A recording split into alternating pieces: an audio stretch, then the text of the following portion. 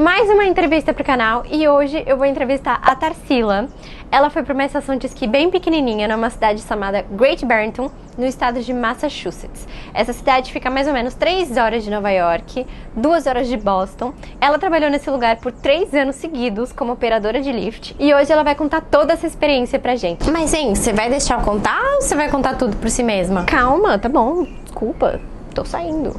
Credo, vou até ir embora. Oxi. Não, que isso é grossa não, mas... Grossa? Deixa eu contar, né, minha filha? Se foi você que foi? Não foi, né? Oxi. Eu, hein? Afinal, esse canal é meu, né, menina? Tá doida?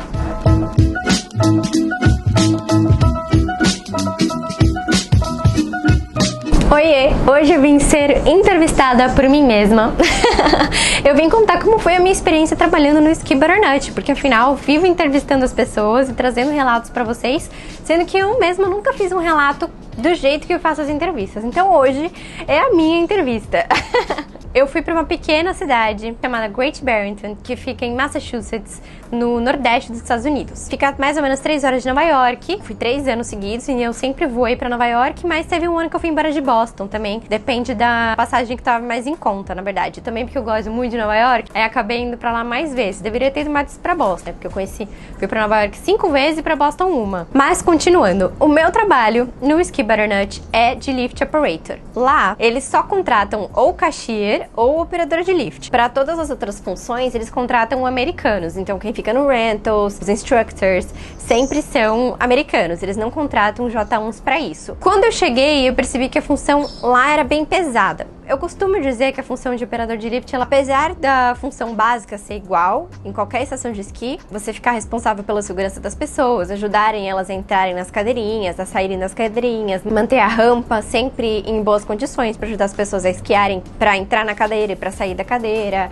cuidar da segurança, parar o lift se acontecer alguma coisa. Em alguns lugares vai ser mais difíceis do que outro, por causa da questão da forma como o lugar permite que você trabalhe. Vou dar um exemplo para vocês entenderem. Lá no Ski Butternut eu tinha que ficar em pé o dia inteiro quando eu tava no carpet, que é aquela esteirinha rolante. Tem um vídeo aqui no canal falando só sobre como foi a minha experiência sendo lift, dicas de como superar os perrengues, sobre frios. É um vídeo só focado na experiência de lift. Já em Mammoth Lakes, que foi o lugar que eu trabalhei por último, Mammoth Mountain, na verdade, na cidade de Mammoth Lakes, as pessoas podiam ficar numa cadeira, sentadas, entendeu? O dia inteiro, do lado do carpet. Não precisava ficar em pé o dia inteiro. E o carpet era coberto. E aí, se chovia, se nevava, você podia ficar dentro da cobertura. No Ski Butternut, não era coberto e eu não podia sentar. Então, assim, isso era um pouco carrasco da parte deles, eu acho. Mas eu acabei me acostumando e continuei lá de boa, feliz da vida. Curtia, quando não tinha ninguém, eu ficava lendo. O meu chefe também, na época, não é mais o mesmo chefe hoje. Se algum de vocês um dia for pra lá, qualquer pessoa que for trabalhar lá, vai ser outro chefe. E eu acho que deve variar muito a forma que você trabalha dependendo do chefe que existe. O meu chefe, ele era militar, então ele era bem hardcore, sabe? Bem quesito militar, assim, ele chegava descendo a lenha na bronca, ele era meio difícil, talvez um pouco bipolar até. Como tudo, a gente acaba se acostumando, a gente acaba aprendendo a lidar. Eu comecei ganhando $11 por hora nesse emprego, no meu segundo ano passou para 12 e no meu terceiro ano passou para 13, então isso foi legal. E lá não tinha tantas opções assim de hora extra. Na semana entre o Natal e o Ano Novo,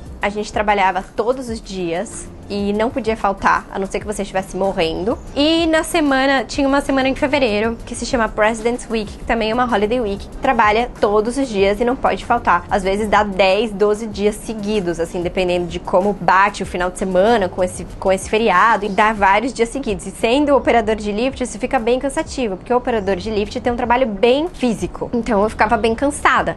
Mas o paycheck compensava. Nessas semanas de holiday, normalmente eu costumava ganhar uns $800. No meu primeiro ano, eu cheguei a fazer 84 horas em uma semana. Eu fiquei muito exausta, mas valeu a pena, assim, pelo paycheck. Então, eu aproveitava bem essas semanas de holiday pra fazer hora extra, porque quando não estava nessas condições, tinha pouca hora extra lá. E por que que não podia faltar de jeito nenhum? Porque, como eu comentei, essa estação de esqui, ela é pequena. Ela é uma estação de esqui familiar, mas bem gostosinha, assim, de esquiar. Tinha 5 lifts apenas, tipo, comparando com uma montanha grande, que tem uns mais de 20, é bem pequena. Eles precisavam de cada pessoa que trabalhava lá, sabe? Cada pessoa fazia falta e ferrava mais o outro se essa pessoa faltasse. Principalmente em semana de holiday, que é lotado de cliente, tipo, lotado mesmo, entendeu? E quando não era semana de holiday, pra fazer hora extra, era só de final de semana, então era limitado, sabe? Só dava pra fazer hora extra no tubing. O tubing é aquela boia que você senta e desce um escorregador de gelo, assim. Só... I wanna spin!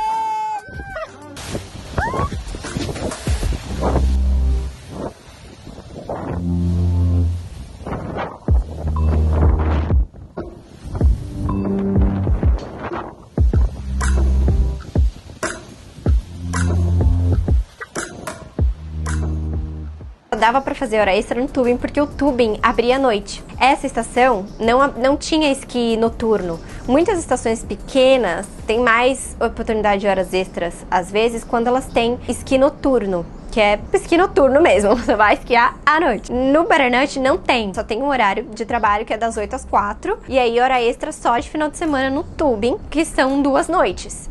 Então só dava pra aumentar aí mais 2 noites de 4 horas cada, acaba dando 8 horas se você consegue trabalhar as 2 noites, porque às vezes se tiver muita gente querendo fazer hora extra também, não dá pra todo mundo fazer, né? Mas dá pra negociar ali, porque as pessoas acabam ficando cansadas depois de um tempo, e aí ficam sempre os mesmos mercenários querendo dinheiro, fazendo as horas extras. Os lift operators tinham muito mais oportunidade de hora extra do que os cashiers, porque, por exemplo, no tubing que eu comentei, eles precisavam de vários lift operators pra trabalhar à noite, mas precisavam de um cashier só.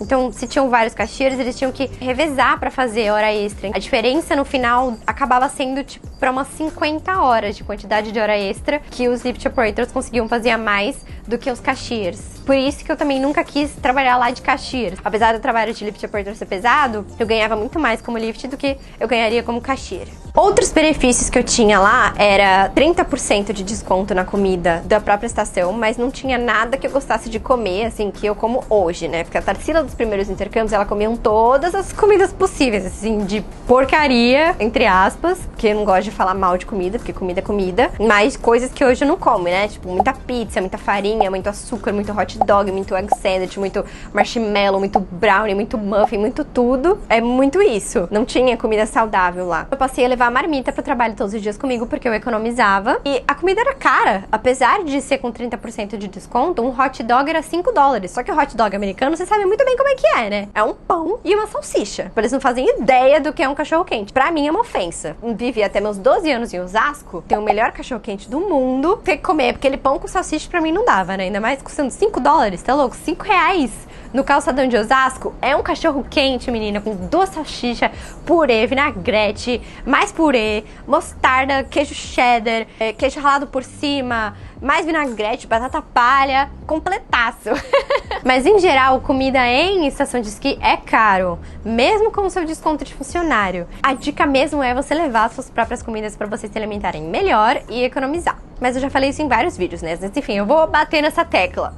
Outros benefícios que eu tinha era que eu podia ir pra qualquer estação de esqui dos estados ao redor daquele. Por exemplo, eu fui pra New Hampshire, eu fui pra Vermont, eu fui pra Nova York em estações de esqui, esquiar, conheci várias. E porque eu trabalhava lá, eu ganhava uma carta, meu chefe me dava uma carta e eu levava no dia que eu fosse conhecer essas outras estações. E eu ganhava um super desconto no ingresso pra esquiar. Às vezes 50%, às vezes mais. Algumas estações locais pequenas que tinham ali também, elas deixavam até a gente de graça se a gente levava essa carta.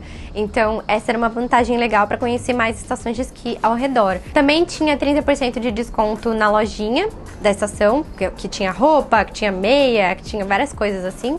É caro, mas às vezes tem uma camiseta legal. Essa aqui eu ganhei do trabalho, inclusive. Normalmente a gente tinha 2 dias de folga por semana e você podia conversar para trabalhar a mais de vez em quando, só que só se alguém não quisesse trabalhar ou não pudesse, aí você conseguia trocar e trabalhar um a mais, porque eles deixavam tentar equilibrado pra todo mundo ter uma quantidade de horas razoável, sabe? Se dá todas as horas pra mim, alguém ia ficar com muita folga e também não é justo com essa pessoa. O housing fica dentro da estação de esqui, tipo, dentro do mesmo terreno. Você atravessa o estacionamento, você chega lá, tipo, 3 minutos andando e tem gente que tem a capacidade de chegar atrasado. Eu cheguei atrasada várias vezes, inclusive.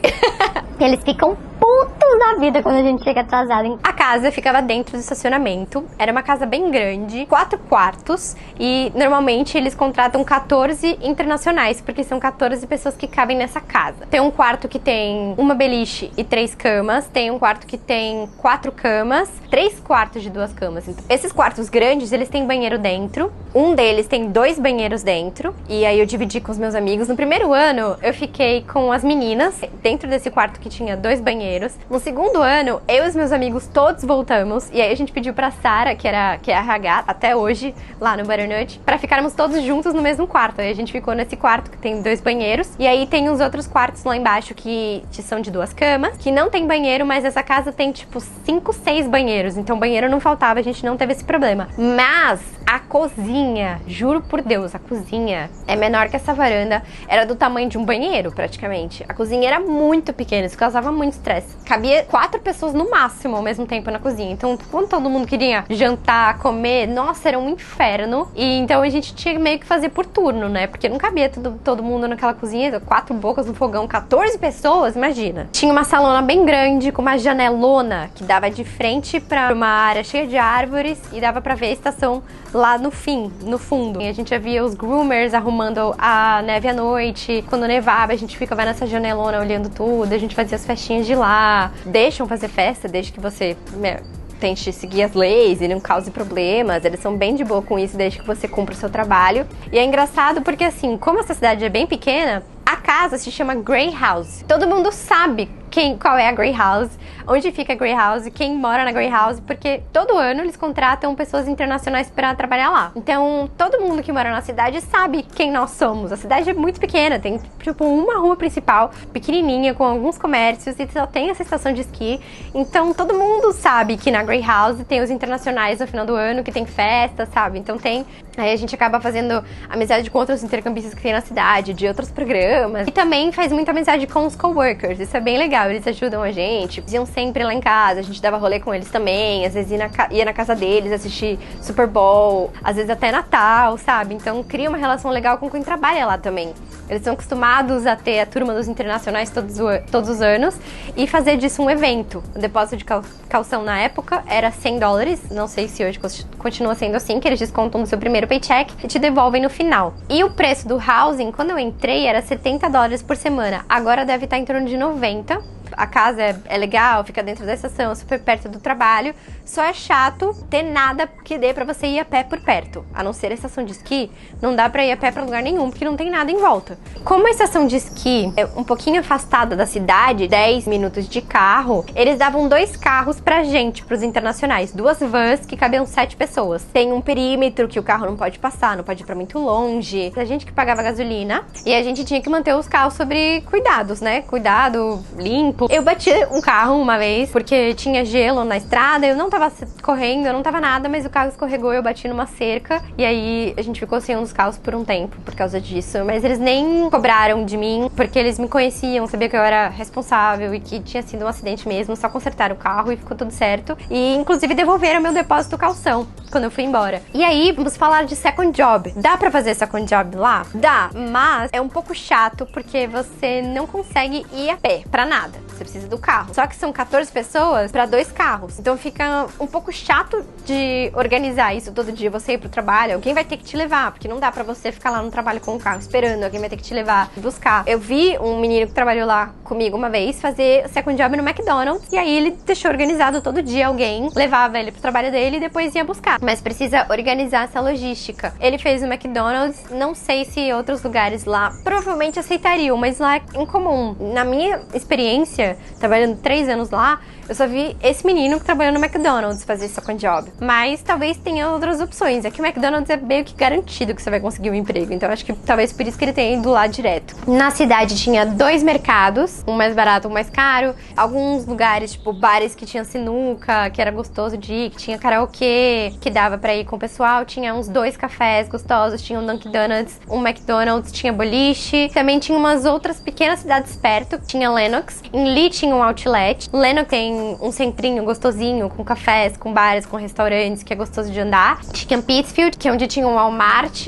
é onde lá a gente fazia o Social Security também. E tinha umas lojas um pouco maiores, assim, tipo o Walmart mesmo, sabe? Então, 40 minutos de carro, e aí a gente ia, o pessoal tal, dava um rolê nas lojas e voltava, ia nos outlets também, lia às vezes, fazia tudo no mesmo dia, no dia de folga e voltava. Às vezes o pessoal tirava dia de folga, tipo 2, 3, conversava, ia pra Nova York, eu ia pra Boston, porque era próximo, né, de ônibus, principalmente quem não ia poder ir no Grace Period. Eu nunca fiz isso, porque eu sempre pude viajar antes e depois do trabalho, então no período de trabalho eu queria ficar mais por ali pra conseguir trabalhar mesmo, sabe? Se eu fazia viagens, eu fazia nos meus 2 dias de folga só. Eu gosto de lá, eu recomendaria esse lugar. De lift é bem cansativo, mas ao mesmo tempo é bem gostoso. É um lugar que você vai fazer amizades, as pessoas de lá vão te receber super bem, vão conviver com vocês, vão na casa, na Grey House, mas não é um lugar pra você estourar no norte de ganhar dinheiro, por exemplo, mas é um lugar que eu recomendaria, levando em conta que não é um lugar pra ganhar muito dinheiro, mas pra ter uma experiência